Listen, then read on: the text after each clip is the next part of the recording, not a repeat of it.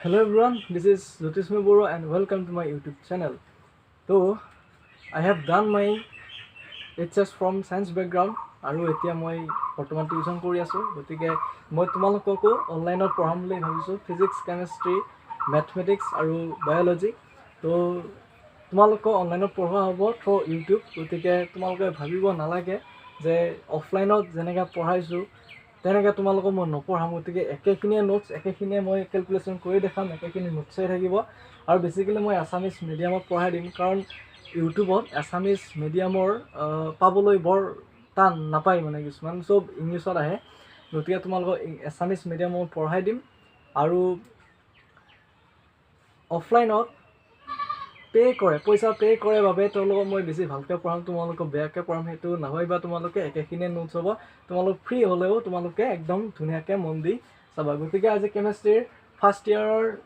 first chapter চাম basic concept of chemistry এইটোৰে আমি আৰম্ভ কৰিম চ' ইয়াতে মই নোটছ লিখি দিছোঁ তোমালোকে দেখা পাইছা যে মোলাৰিটি মলেলিটি এনেকৈ মই লিখি দিয়া হৈছে আৰু ইয়াৰ পিছত মই পঢ়াম আগতে আছিলে যে এভোগাড্ৰছ নাম্বাৰটো তোমালোকে জানাই চবে আৰু ক্লাছত পঢ়োৱা হয় গতিকে তোমালোকক মই এইখিনি নপঢ়াওঁ আৰু যদি লাগে কমেণ্ট কৰি ক'বা মই সেইখিনিও পঢ়াই দিম আগৰখিনি আৰু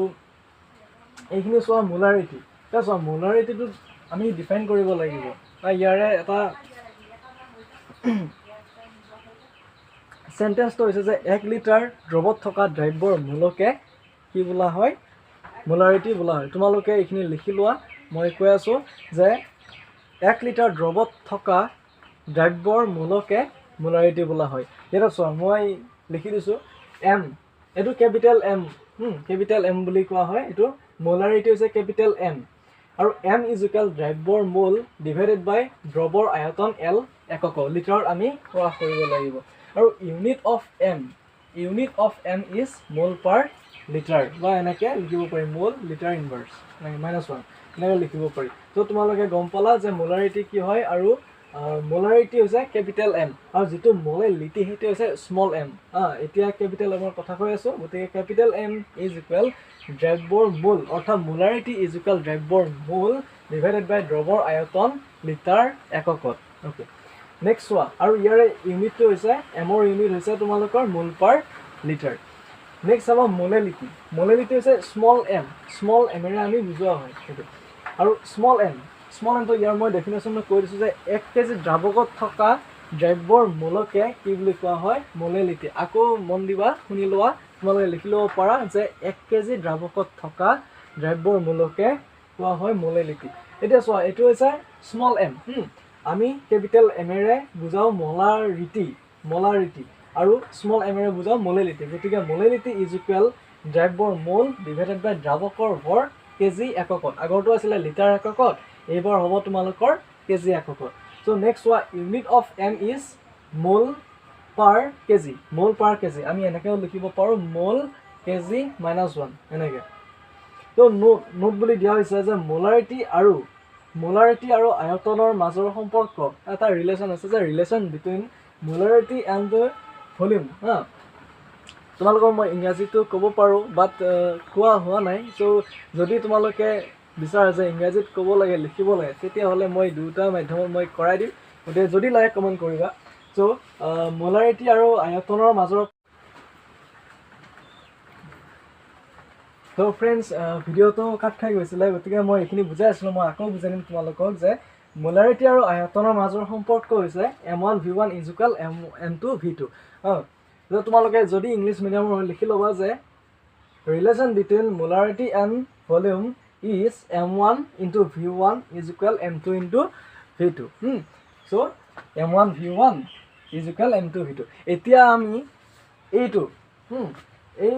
আমি এপ্লাই কৰিম এটা কেলকুলেশ্যন আমি মেথছ এটা কৰি চাম এতিয়া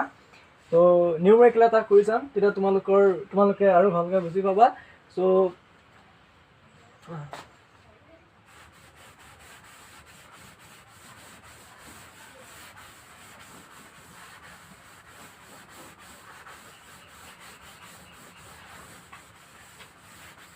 ফ্ৰেণ্ডছ মই এতিয়া নিউমেৰিকেলটো তোমালোকৰ কুৱেশ্যনটো লিখি ল'ব পাৰা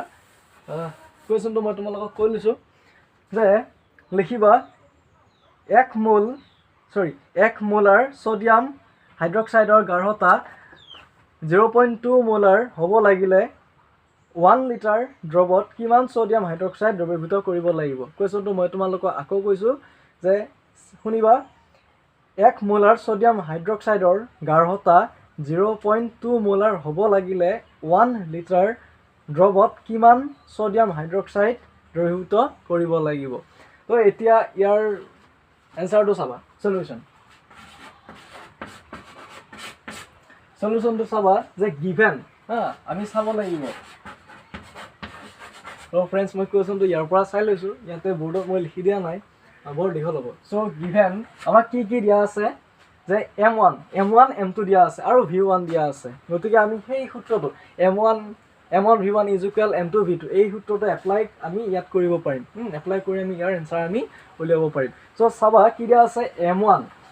গিভেন M1 ইজ ইকুৱেল কিমান দিয়া আছে 0.2 M 0.2 M নেক্সট চোৱা M2 কিমান দিয়া আছে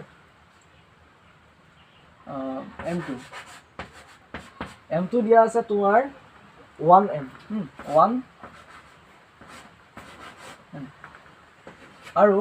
V1 দিয়া আছে তোমালোকৰ V1 কিমান দিয়া আছে 1000 ml চ' 1 লিটাৰ দিয়া আছে না এইটো আমি ml ত লিখি ল'ম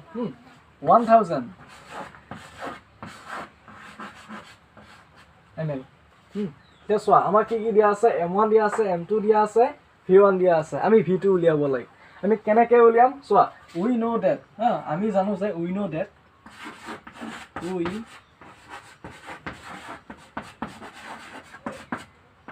that so M1 M2 আমি M2 V2 ইফালে আনি লওঁ চোৱা M2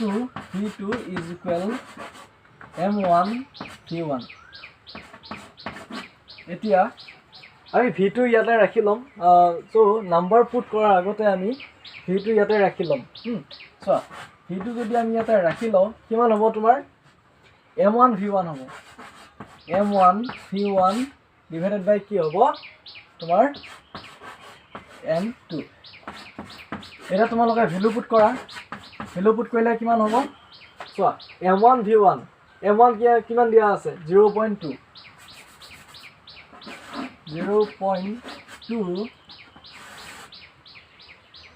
into কিমান V1 কিমান দিয়া আছে 1000 আৰু নেক্সট চোৱা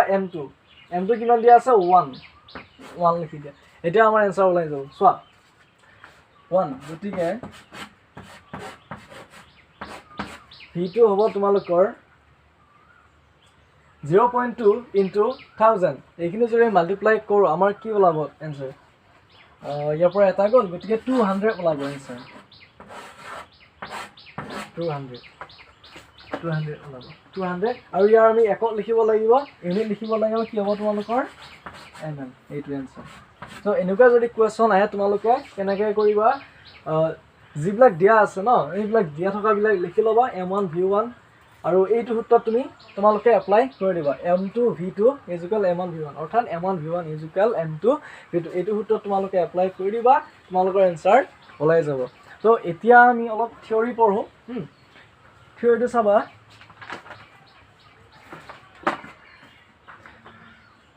লিমিটিং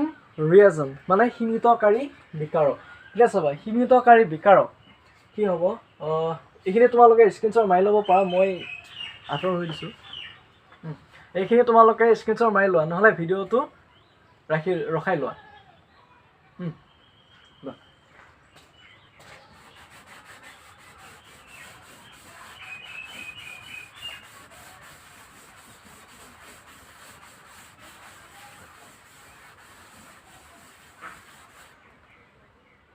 So students, হ'ব এতিয়া আমাৰ আমি এতিয়া পঢ়িম লিমিটিং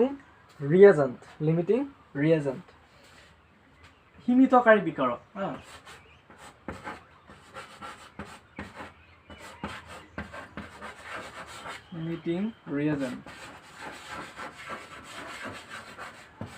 লিমিটিং ৰিয়েজেন্ট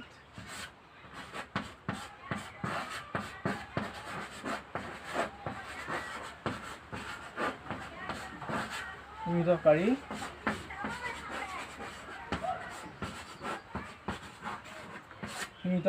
বিকাৰক সো এইটো কি হ'ব তোমাৰ মই ডেফিনেশ্যনটো তোমালোকক শুনাই দিছোঁ অলপ দীঘল আছে মই লিখি নিদিওঁ কিন্তু তোমালোকক মই বুজাই দিম এইটো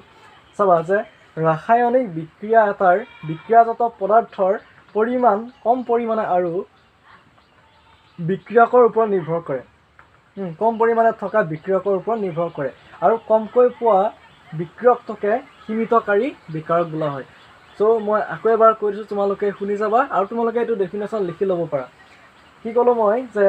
ৰাসায়নিক বিক্ৰিয়া এটাৰ বিক্ৰিয়াজাত পদাৰ্থৰ পৰিমাণ কম পৰিমাণে থকা বিক্ৰিয়কৰ ওপৰত নিৰ্ভৰ কৰে আৰু কমকৈ পোৱা বিক্ৰিয়কটোকে বোলা হয় তোমালোকৰ লিমিটিং ৰিয়েজেণ্ট অৰ্থাৎ সীমিতকাৰী বিকাৰক এতিয়া মই তোমালোকক এটা উদাহৰণ এটা বুজাই দিছোঁ যে তোমালোকক দিয়া আছে ধৰা হ'ল 10 লিটাৰ পানী দিয়া আছে 10 লিটাৰ পানী আৰু চাহপাত দিয়া আছে তোমালোকৰ ধৰা 10 গ্ৰাম 20 গ্ৰাম তেনেকুৱা 20 গ্ৰাম চাহপাত দিয়া আছে তোমালোকৰ পানী দিয়া আছে 10 লিটাৰ এতিয়া তোমালোকক কৈছে যে তোমালোকে চাহ বনোৱা তোমালোকে কেতিয়ালৈকে বনাব পাৰিবা যেতিয়ালৈ তোমালোকৰ চাহপাতটো শেষ হৈ নাযায় বুজি পালা চাহপাত শেষ হৈ নাযায় কাৰণ তোমালোকৰ ৱাটাৰ পানী কিমান দিয়া আছে তোমালোকৰ 10 লিটাৰ দিয়া আছে হা 10 লিটাৰ পানী আৰু দিয়া আছে 20 গ্ৰাম চাহপাত গতিকে তোমালোকে তেতিয়ালৈহে চাহ বনাব পাৰিবা যেতিয়ালৈ কি নাথাকে তোমালোকৰ কি শেষ হৈ নাযায় চাহপাত শেষ হৈ নাযায় গতিকে কোনটো আগতে শেষ হ'ব চাহপাত শেষ হ'ব অবভিয়াছলি চাহপাত শেষ হ'ব গতিকে চাহপাত হ'ব তোমাৰ লিমিটিং ৰিয়েজেণ্ট সীমিতকাৰী বিকাৰক মই জাষ্ট এইটো এক্সাম্পল বুজাই দিছোঁ যে আমি লিখিবা শতকৰা সংযুক্তি শতকৰা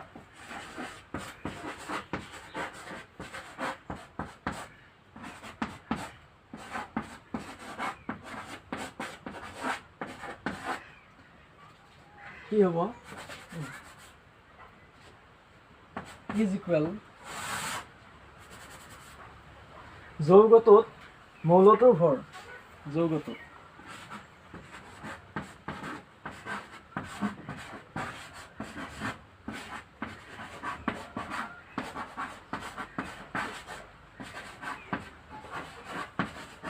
মৌলটোৰ ভৰ আৰু ডিভাইডেড বাই যৌগটোৰ 1 মোলৰ ভৰ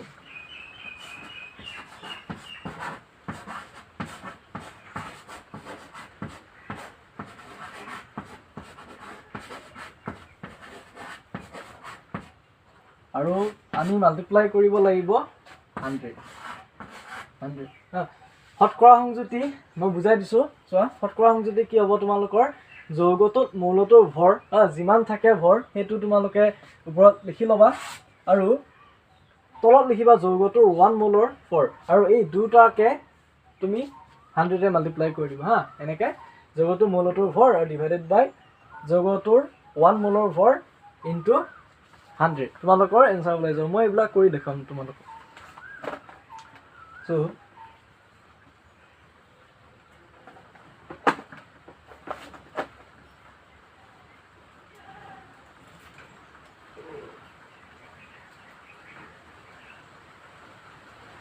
এতিয়া চোৱা তোমালোকে চাব পাৰা যে এইখিনি মুচি লওঁ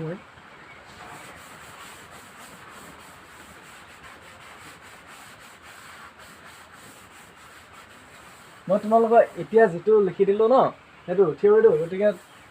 তাৰ আমি এপ্লাই কৰি দিম এপ্লাই কেনেকৈ কৰে চোৱা HNO3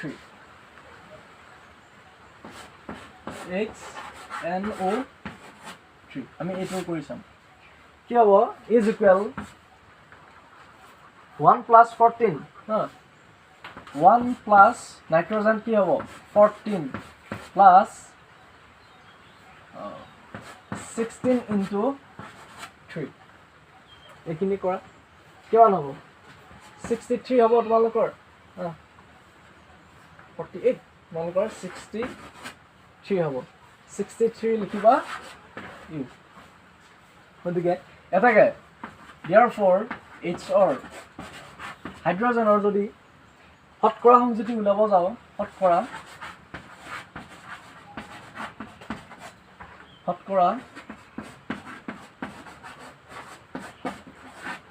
ইজ ইকুৱেল কিমান হ'ব আগতে দিয়া আছিলে নহয় 14 হ'ব তোমালোকৰ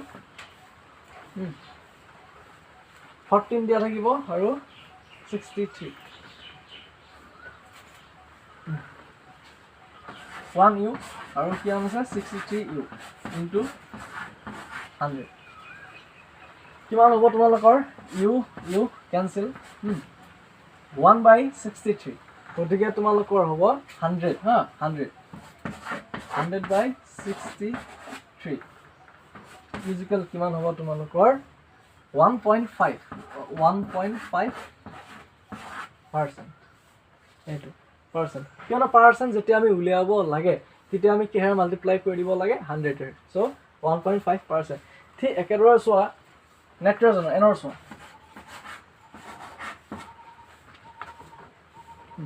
এনৰ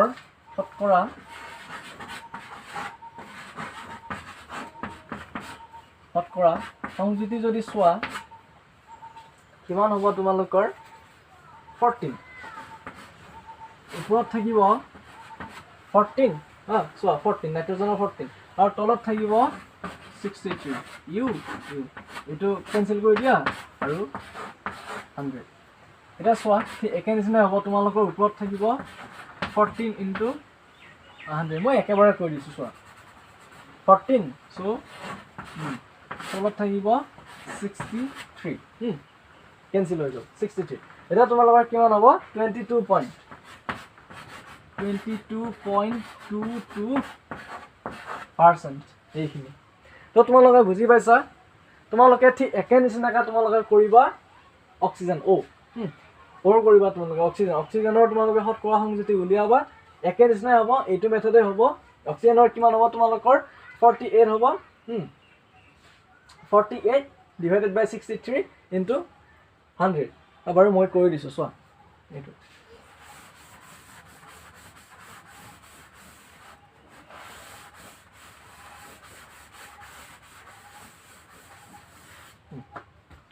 চোৱা ওৰ এটোৰ কৈ অক্সিজেনৰ কৈ চাম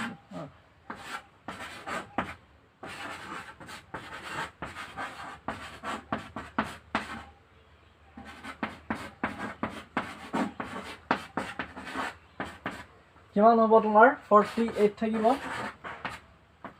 তলত থাকিব তোমালোকৰ 63 ইউ ইনটু 100 কিমান হ'ব তোমালোকৰ কেনসেল গ'ল থাকিব তোমালোকৰ 48 63 এইখিনি যদি তুমি ক্যালকুলেশন কৰা তোমালোকৰ পাবা তোমালোকে 76.19% সো তোমালোকে বুজি পালা ইয়াৰ পিছৰখিনি মই তোমালোকক পঢ়াই দিম নেক্সট ক্লাছত হ'ব গতিকে যদি তোমালোকৰ ভাল লাগিছে তেনেহলে কমেন্ট কৰিবা লাইক কৰিবা আৰু তোমালোকৰ বন্ধুবোৰৰ লগত এই চেনেলটো শ্বেয়াৰ কৰি দিবা আৰু যাতে সাবস্ক্ৰাইব কৰা কাৰণ এইটো চেনেল নতুন চেনেল হয় আৰু তোমালোকক মই ফিজিক্স কেমিষ্ট্ৰি বায়োলজি ম্যাথমেটিক্স সকলোবিলাক কৰাই দিম তোমালোকে কমেন্ট কৰি কবা থ্যাংক ইউ